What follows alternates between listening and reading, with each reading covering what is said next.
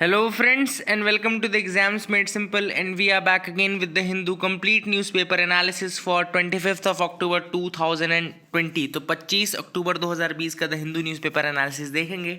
अभी चूंकि न्यूज़पेपर का जो हार्ड पीडीएफ है वो नहीं आया, तो मैं आपको जो अपने पोर्टल से पढ़ा देता हूँ, है ना. So let's start. ये इस तरह से जब आप पोर्टल खोलेंगे TEMSIES.com, तो आपको इस तरीके से हिंदू, PIB और एक्सप्रेस के नोट्स मिल जाएंगे. So I have updated the PIB also and updated the Indian Express also. तो दोनों अपडेट कर दिए हैं मैंने. पूरे 24 अक्टूबर तक के लिए वो अपडेटेड है. हिंदू अभी आज का सिंस वेबसाइट में आ जाता है, तो we will be starting from that only. इस तरीके से TEMSIES.com हमारी वेबसाइट है, you can visit there as well. आपको पूरे नोट्स मिल जाएंगे. इसके अलावा नीचे डिस्क्रिप्शन और कमेंट में आपको हमारे टेलीग्राम चैनल की लिंक और इंस्टाग्राम पेज की लिंक भी मिल जाएगी, तो you can join us there as well. वहाँ पर भी जो कंटेंट हम डालते हैं यूजफुल, आप उसको रेफर कर सकते हैं. So let's start without wasting any time. सबसे पहले हम देखेंगे आज के क्वेश्चंस. पहला सवाल है, which decade is named as the decade of healthy ageing as per the World Health Organization. WHO ने इनमें से कौन से डिकेड को डिकेड ऑफ हेल्दी एजिंग कहा है?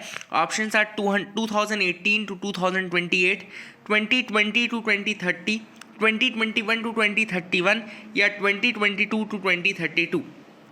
इनमें से कौन सा time period decade of healthy ageing कहलाएगा, आपको बताना है.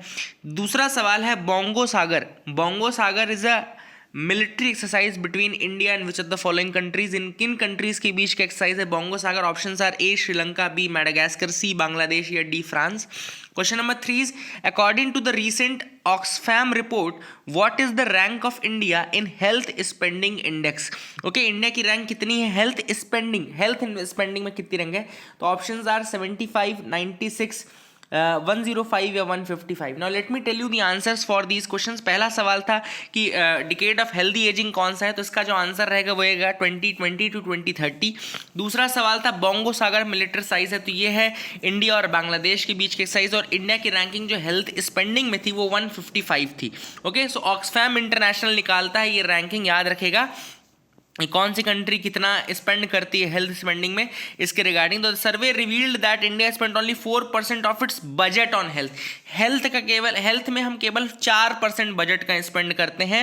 And India is also ranked 129 out of 158 countries in the commitment to reducing inequality index. Commitment to reducing inequality में भी हमारी रैंक पीछे है. And India is among one of the worst performing countries in tackling inequality among the pandemic के time में जो inequality को handle करने में हमारी रैंक रही है वो बहुत ज़्यादा पुअर रही है. So these were the instances from the Oxfam report. Oxfam report से ये सारी चीज़ें हमको जानने को मिली. Now let me tell you the map of the day. जो मैप ऑफ द डे है उसमें मैं आपको दिखाऊंगा थोड़ा साउथ अमेरिकन कुछ कंट्रीज़ हैं उनके बिल्कुल. मैं मेन आपको चिली दिखाने वाला था, जो ये चिली का मैप है ये बताने वाला था. क्यों? क्योंकि यहाँ पे एक नया कॉन्स्टिट्यूशन बनाने की बात चल रही है, new constitution for the Chile. जो इसकी समस्याएं हैं उसको दूर करने के लिए there is a demand for new constitution. तो एक बार थोड़ा सा चिली और इसके आसपास की कंट्रीज दिखा देता हूँ. ये पूरा रीजन जो है ये चिली का रीजन है. इसकी कैपिटल यहाँ पे सेंटियागो दिख रही होगी आपको, काफ़ी इंपॉर्टेंट है. ओके, यहाँ पे आगे देखो आप इसके बॉर्डरिंग कंट्रीज में, यहाँ पे अर्जेंटीना है, this is Argentina first bordering. Then ऊपर यहाँ पे Bolivia, this is your Bolivia ऊपर दिख रहा होगा. ऊपर एक और इसको बॉर्डर करती है पेरू. पेरू यहाँ पे वाटर, यहाँ से इसीलिए यहाँ पे जो करंट निकालता है उसे पेरूवियन करंट भी कहा जाता है. There is a Peruvian current as well, जहाँ से निकलता है ना. There is a cold current, Peruvian current, और यहाँ से ये निकलता है. ठीक है ना. तो यहाँ पेरू हो गया, देन बोलीविया हो गया, देन यहाँ पे चिली हो गया. इसके यहाँ पे टच होने वाली कंट्री यहाँ पे अर्जेंटीना इज द बिगेस्ट. यहाँ पे सबसे बड़ी यहाँ पे जो टच करती है वो अर्जेंटीना है. अब अर्जेंटीना के भी आगे अगर आप देखेंगे थोड़ा सा, तो यहाँ पे पैराग्वे है, then this is Uruguay, this is Bolivia and this is Brazil. Okay, इस तरीके से थोड़ा सेटअप है जो साउथ अमेरिकन कंट्रीज का सेटअप आपको दिखा दिया मैंने. पेरू है, बोलीविया है, ब्राजील है, पैराग्वे, उरुग्वे, अर्जेंटीना, चिली यहाँ पे. एंड जो वाटर बॉडी है यहाँ पे पैसिफिक ओशन, आपको पता है ये अटलांटिक ओशन है. यहाँ पे एक चीज़ यहाँ पे लिखी नहीं है, मैं बताता हूँ. यहाँ पे यहाँ मैगेलन का स्ट्रेट है, स्ट्रेट ऑफ मैगेलन बोलते हैं उसे. There is a strait of Magellan. तो ये बिल्कुल बॉटम मोस्ट में यहाँ पे आपको रहेगा, तो मैं ये चीज़ आपको बता दें. तो this is the map of Chile, और उसके आसपास की कंट्रीज याद रखिएगा, पेरू, बोलीविया, अर्जेंटीना जो उसको टच कर रही हैं, डायरेक्टली टच कर रही हैं. फिर अर्जेंटीना से लगी इधर उरुग्वे है, अर्जेंटीना से ही लगा हुआ ब्राज़ील है, अर्जेंटीना से लगा हुआ पैराग्वे है, अर्जेंटीना से लगा हुआ बोलीविया है। तो ये थोड़ा सा मैप एक्सरसाइज मैंने आपको आज की बता दी। I hope you got clarity regarding that as well. Now let's start with the news analysis part. सबसे पहले जो न्यूज़ है वो है द हिंदू में एक्सप्लेन्ड सेक्शन आता है, सिंस संडे है एक्सप्लेन्ड आता है। तो पहली चीज़ तो what is the mathematical model जो कि यूज़ किया जा रहा है to determine the dynamics of SARS CoV-2 virus. SARS CoV-2 virus का जो डायनामिक्स है उसको मेजर करने के लिए द हिंदू में बताया गया कि एक मैथमेटिकल मॉडल का यूज़ किया जा रहा है। वो क्या है? So basically Indian national super model committee बनाई गई थी। There was a Indian national super model committee. It was constituted by the department of science and technology. याद रखिएगा, department of science and technology ने कॉन्स्टिट्यूट की थी एक committee जिसको बोलते हैं Indian national super model committee.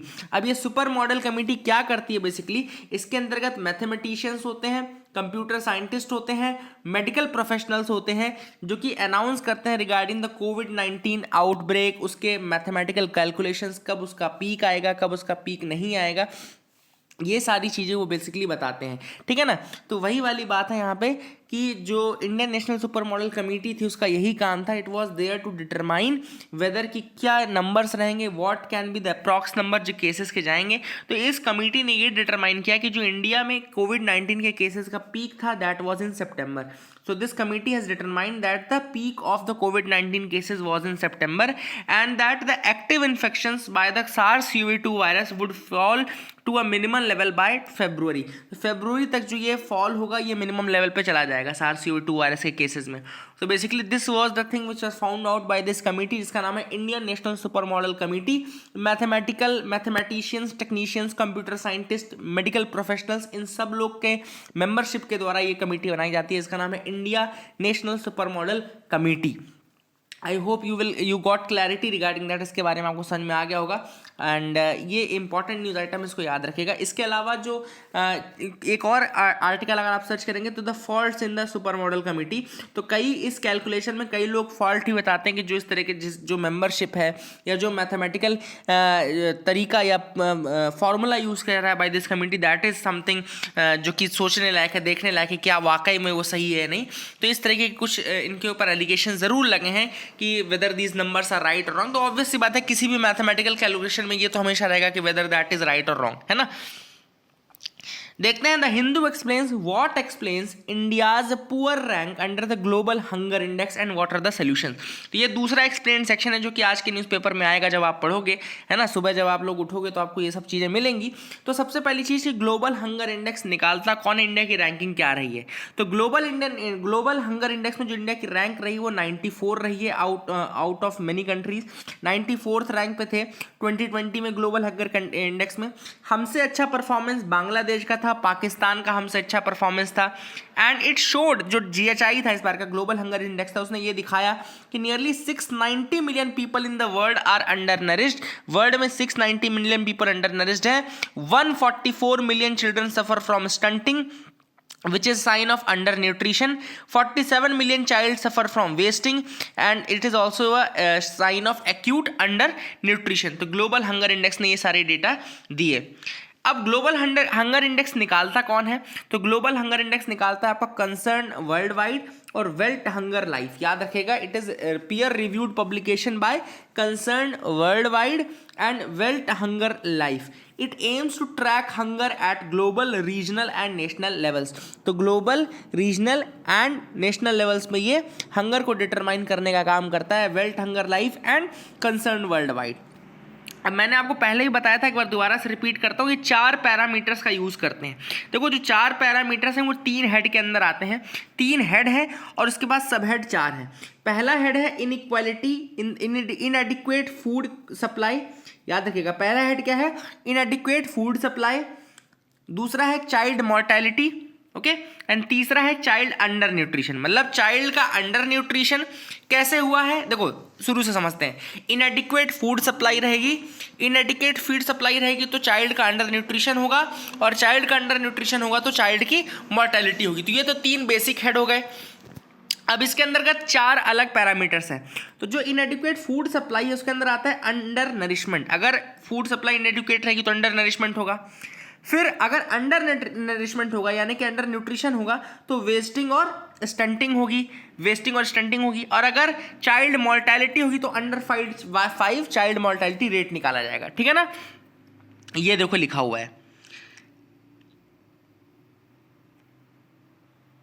अब यहाँ पे देखो मोर्टेलिटी में लिखा है death is the most serious consequence of this. Child under nutrition explain किया गया है कि जब कैलोरी अवेलेबिलिटी नहीं मिलती है, बच्चे के अंतर्गत प्रॉपर वाइटामिन और ये सब नहीं होता है, प्रॉपर प्रोटीन कार्बोहाइड्रेट सब नहीं पहुंचते, तो अंडर न्यूट्रिशन का शिकार बन जाता है, ठीक है ना। अब यहाँ पे देखो लिखा है कि 1/3 of the score comes from under nutrition. जो मैंने ऊपर आपको चीज़ बताई वही चीज़ नीचे लिखी है, ठीक है ना। इन सारे पैरामीटर्स के बारे में लिखा है।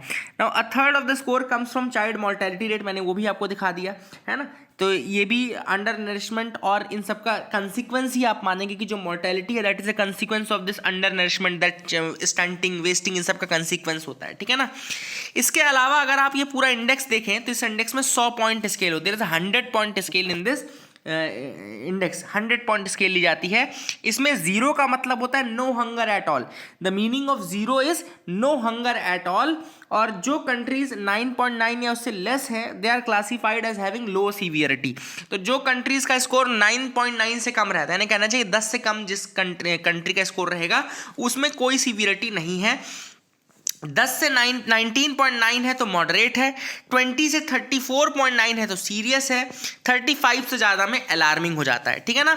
तो इसका मतलब क्या समझ में आया ना, 9.9 से नीचे में लो सीवियरिटी, 10 से 19.9 में मॉडरेट, 20 to 34.9 में सीरियस एंड 35 से ऊपर में अलार्मिंग। अब ये क्लासिफिकेशन जब देखे जाए तो इंडिया की जो पुरानी कंडीशन थी वो थी अलार्मिंग। इंडिया बहुत अलार्मिंग कंडीशन में था, तब हमारा स्कोर था 38.9 और इस बार हमारा स्कोर है सीरियस कैटेगरी में 27.2। ओके, तो पहले हमारा स्कोर था 20 साल पहले की बात कर रहा हूँ, अभी नहीं, मतलब लास्ट ईयर की बात नहीं कर रहा हूँ मैं। अभी तो हमारी कंडीशन पुअर ही है, लेकिन 20 साल पहले तो हम और ज़्यादा पुअर कंडीशन में थे, तब हमारे यहाँ अलार्मिंग स्टेज में था, 38.9 हमारा स्कोर था। अब अगर हमारा स्कोर देखें तो 27.2 है और हम एक कैटेगरी अच्छे हुए हैं सीरियस कैटेगरी में, लेकिन अभी भी हैं। ओवरऑल अगर अंडर नरिशमेंट देखा जाए तो 14% of India's population does not get enough calories. 14% India की पॉपुलेशन अभी भी ऐसी जिसको प्रॉपर कैलोरीज नहीं मिलती हैं, है ना। पहले लेकिन 20% था 2005-7 में देखा जाए तो। चाइल्ड मोर्टेलिटी रेट 3.7% पे है और पहले 9.2% था। देखो कंडीशन तो ऑब्वियस सी बात है, 2000 से अगर 20 साल पहले से आज अगर हम कंडीशन देखेंगे तो बेटर कंडीशन तो ऑब्वियस सी बात है मिलेगी। लेकिन जिस चीज़ की हम डिमांड कर रहे हैं, जैसे हम यूएनएससी में सीट की डिमांड कर रहे हैं, हम अपने आप को अच्छी कंट्रीज़ों में गिनते हैं, हम डेवलपमेंट के लेवल की बात करते हैं, आत्मनिर्भर की बात करते हैं, modern India, made in India, इन सब चीज़ों की बात करते हैं, वहाँ पर हमारी पोजीशन जरूर खराब है। अगर डेवलप्ड कंट्रीज़ की बात करेंगे तो वहाँ से हम बहुत ज़्यादा पुअर स्टेट में हैं। India's poor score comes almost entirely from child stunting and wasting parameters.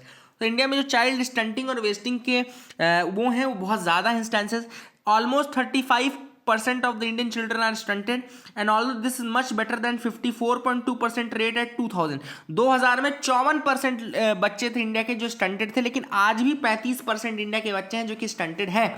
तो still there are 35% children who are wasted, okay, stunted. What is the main cause of such higher levels of stunting? अब author ने कहा है कि क्या main cause है, तो author ने यहाँ पे एक बहुत अच्छा एक डिफरेंस देखा है। डिफरेंस यहाँ पे दिखता है कि अफ्रीका में और एशिया के पैटर्न में there is a difference. Africa में जो बच्चे पैदा होते हैं they are particularly healthy. Africa में बच्चे हेल्दी पैदा होते हैं, लेकिन as they grow throughout their life they start becoming stunted and wasted. India और एशियन जो नेशंस है वहाँ पे उल्टा केस है। यहाँ पे बच्चे पैदा वीक होते हैं और फिर धीरे धीरे वीक होते जाते हैं, या फिर थोड़ा सुधार भी होता है, कुछ ऐसी कंडीशन रहती है। तो अंडर नरिशमेंट इंडिया के केस में बाय बर्थ है और अफ्रीका के केस में बाय बर्थ नहीं है।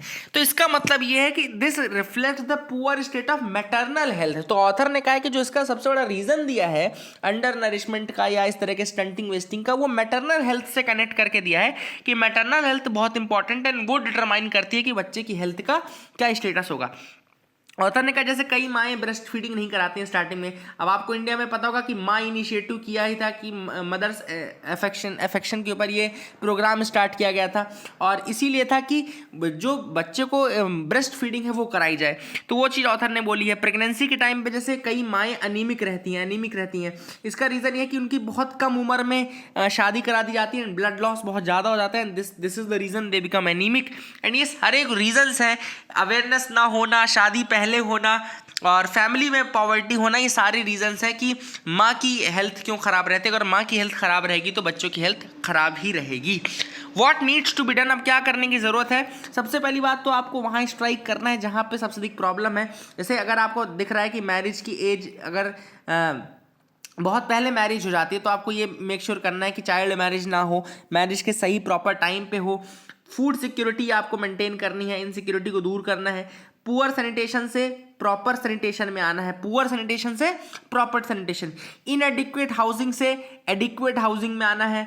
Limited access to health care से universal access to health care में आना है। इसी तरीके से आप आंसर राइटिंग भी करिएगा। जब आप आंसर राइटिंग करिएगा ना तो फूड इनसिक्योरिटी से फूड सिक्योरिटी में आना है, पुअर सैनिटेशन से प्रॉपर सैनिटेशन में आना है, इनएडिक्वेट हाउसिंग से एडिक्वेट हाउसिंग में आना है, and limited access to health care से universal access to health care में आना है। तभी जाकर के हम ये इस तरीके के जो वेस्टिंग स्टंटिंग इंस्टेंसेस हैं इनको दूर कर पाएंगे, इनको पूरा कर पाएंगे। इंडिया में काफ़ी प्रोग्राम चले हैं। स्वच्छ भारत अभियान जो है वो हाइजीन और हेल्थ से आप बोल सकते हैं, हाइजीन से रिलेटेड है, साफ सफाई से रिलेटेड है ना। इसके अलावा ICDS integrated child development services program चल ही रहा है। प्राइमरी हेल्थ केयर इम्यूनाइजेशन पे ध्यान दिया जाता है। यूनिवर्सल इम्यूनाइजेशन प्रोग्राम इंडिया में चलता है, आप सबको पता है। तो कई प्रोग्राम्स हैं जो कि जननी सुरक्षा योजना, जच्चा बच्चा स्कीम, लाडली लक्ष्मी, सारी स्कीम्स चल रही हैं जो कि इस तरीके से कहना चाहिए कि एक तरीके से इन्हीं सब चीज़ों को दूर करने के लिए चल रही हैं। आई होप कि इनका हमको 20 सालों में इनका काफ़ी बेनिफिट देखने को मिला है, बट आई स्टिल होप कि और ज़्यादा स्टेप्स लिए जाएंगे और जो बाकी की कोर कसर रह गई है उनको भी दूर किया जाएगा। Author says now the Hindu explains how does America elects it's president and why is winning the popular vote not enough. तो ऑथर ने यहाँ पे थोड़ा सा बताया है कि किस तरीके से अमेरिका में जो होता है सिस्टम वो होता है, ठीक है ना, इलेक्शन का। तो आप देख सकते हैं अमेरिका में इस तरीके से थोड़ा 538 स्टेट्स की यहाँ पे टोटल इलेक्टोरल वोट्स हैं। देयर आर 538 इलेक्टोरल वोट्स, उसी से इलेक्टोरल कॉलेज बनता है। एंड इन्हीं स्टेट्स के जो ये वोट्स हैं ये अलग अलग स्टेट्स में डिवाइडेड है। 50 स्टेट्स हैं, आप सबको पता है कि 50 states are there, okay. There are 50 states जो कि पार्टिसिपेट करते हैं और ये स्टेट्स जीतने ज़रूरी हैं। इन स्टेट्स के अलग अलग जो मेंबर्स हैं, रिप्रेजेंटेटिव्स हैं, जो 538 इन टोटल वोट होंगे, उसके हिसाब से फिर काउंटिंग की जाएगी कि इसको कितने वोट मिल रहे हैं। ये भी पता होना चाहिए कि अमेरिका का जो प्रेसिडेंट का टर्म होता है वो 4 साल का होता है। मैक्सिमम 2 टर्म के लिए वो आ सकते हैं। देयर आर मैक्सिमम 2 टर्म्स जहां पे वो आ सकते हैं। तो इस फोटोग्राफ को बड़ा करके देख लेना। यहाँ मैंने लिखा है in US there is an unusual voting system. The next president will not be candidate who wins the most votes but the one who wins the most key state. जो सबसे अधिक की स्टेट्स जीतता है वही विनर होता है। सबसे अधिक की स्टेट्स जीतने वाला ही विनर होता है। फॉर एग्जाम्पल अगर आप देखें तो जब इलेक्टोरल कॉलेज बनता है उसमें 538 मेंबर रहते हैं। मैंने आपको ऊपर बताया वोटिंग जो होती है वो इलेक्टर्स के थ्रू होती है एंड इलेक्टर्स जो होते हैं वो 538 मेंबर्स होते हैं। अब जैसे 50 स्टेट्स हैं, हर स्टेट के कुछ वोट्स रहते हैं। 50 स्टेट्स है ना, तो हर स्टेट्स के कुछ वोट्स हैं, इन सबको मिलाकर ही 538 है। तो ये नंबर ऑफ वोट्स मैटर नहीं करते, आपने कितने स्टेट्स जीते हैं वो मैटर करते हैं। यहाँ पे सबसे अधिक मैटर करता है कि कितने स्टेट्स जीते हैं, ठीक है ना। तो these candidate electors then vote directly for one or of the 2 candidates who will be elected president. If he or she obtains an absolute majority of 270 votes, each of the 50 states is represented by a number of electors equal to the number of senators and elected officials who represent them in the Congress. ठीक है ना। तो 270 votes जिसको मिल जाएंगे elected president रहेगा, लेकिन इसमें maximum number of states भी जीतने ज़रूरी है। मतलब कि इसका मतलब वो कि मैक्सिमम ये वोट्स तभी वो जीतेगा जब वो पॉपुलर स्टेट्स जीतेगा। पॉपुलर स्टेट्स मतलब वो स्टेट्स जिनके वोट ज़्यादा हैं। फॉर एग्जांपल कैलिफोर्निया के अकेले 55 इलेक्टर्स हैं, टेक्सास के 38 इलेक्टर्स हैं। तो इसका मतलब ये होगा जिसने कैलिफोर्निया, टेक्सास इन स्टेट्स को जीत लिया वो तो ऑब्वियस सी बात है जीत जाएगा, क्योंकि कैलिफोर्निया के अकेले 55 है और टेक्सास के अकेले 38 है। कई लीस्ट पॉपुलस जो स्टेट्स हैं वहाँ पे 3-3 इलेक्टर्स भी हैं। तो ज़्यादा अगर आप 3-3 वाले जीत रहे हो और एक कैंडिडेट सीधे कैलिफोर्निया और टेक्सास जैसे स्टेट्स जीत रहा है, तो यही मतलब है ना कि वही जीत जाएगा। तो मतलब कि इसीलिए मैंने लिखा कि ऊपर लिखा है यहाँ पे कि अनयूजुअल वोटिंग सिस्टम है, ये वो जीतता है जो कि पॉपुलर की स्टेट जीतता है। तो की स्टेट जीतना बहुत ज़रूरी, जो की स्टेट्स हैं कैलिफोर्निया हो गया, टेक्सास हो गया, ये जीतना बहुत ज़रूरी है।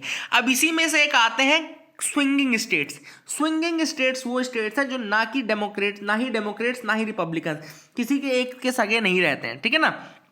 तो they are swing states, they are called that because the vote there is not given for Democrats और Republicans, okay. They are known as the swing states.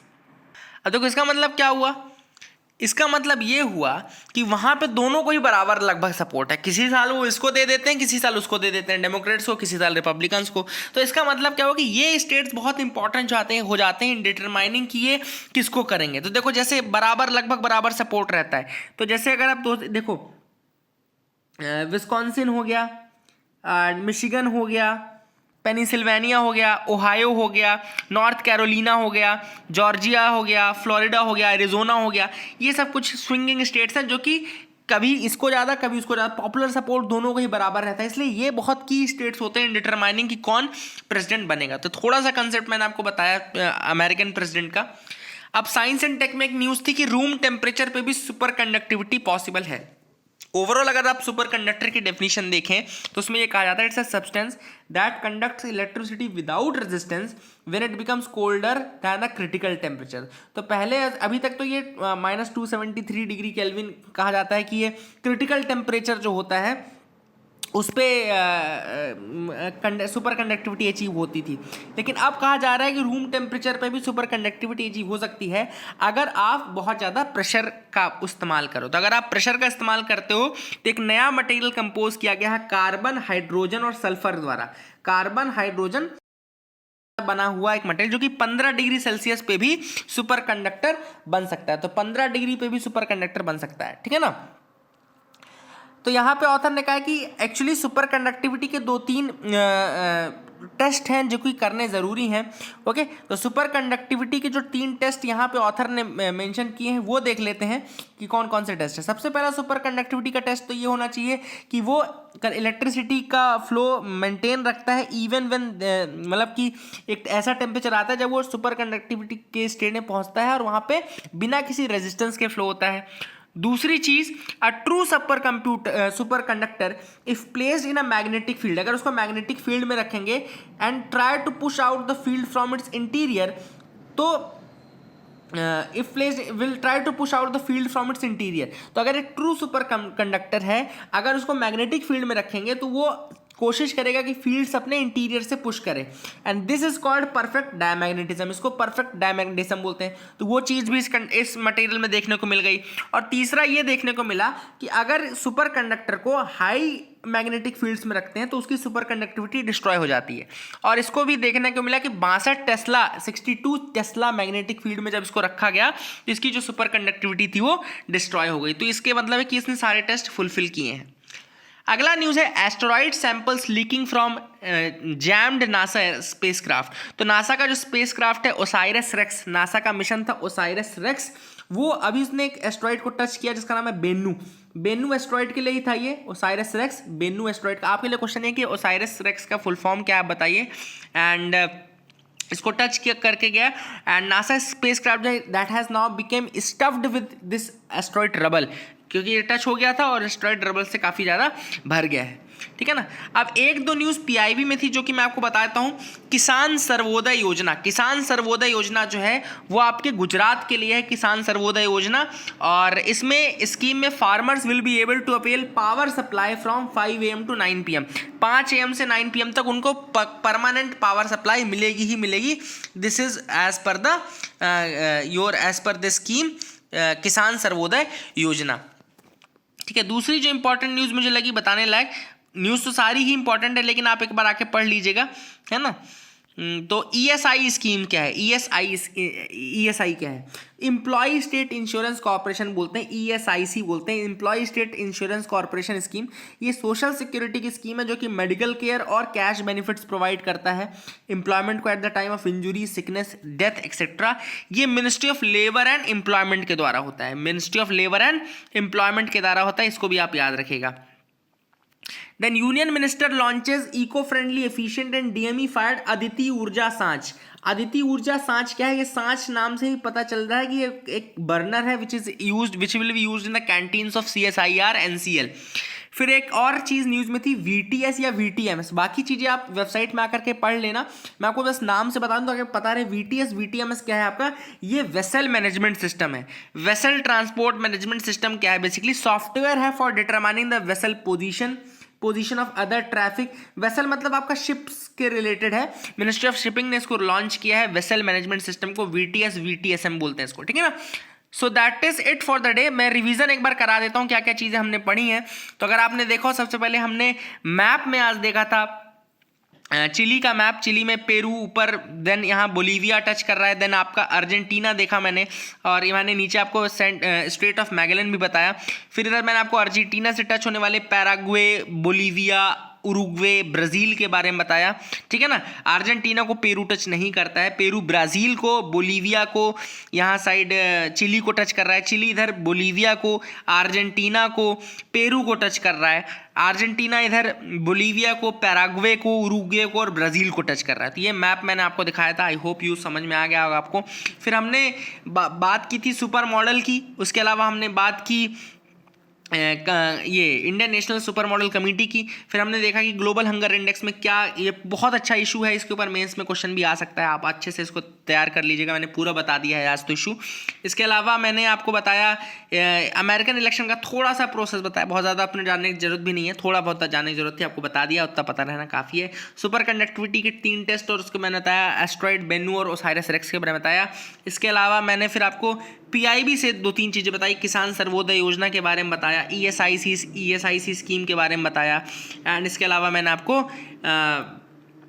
Aditi ऊर्जा सांच के बारे में बताया, VTS और VTMS के बारे में बताया, है ना। मालाबार एक्साइज यहाँ पे पता है, स्लीनेक्स इंडिया और श्रीलंका के एक्साइज याद रखेगा, मैक 1 मैक 2 ये सब आपको पता है। बंदा बहादुर सिंह, PM ने अभी ट्रिब्यूट पे किया है बंदा बहादुर सिंह को, एंड ऑन हिज 350th जयंती याद रखेगा। बंदा बहादुर सिंह जो थे, उनका नाम था लक्ष्मण देव, जो वो पैदा हुए थे। He was a Sikh warrior and commander of the Khalsa army, and इनको नाम दिया गया था Madho Das, he was given the name of Madho Das. And Guru Gobind Singh ji से भी ये मिले थे, एंड गुरु गोविंद सिंह जी ने ही इनका नाम बंदा बहादुर रखा था, याद रखेगा।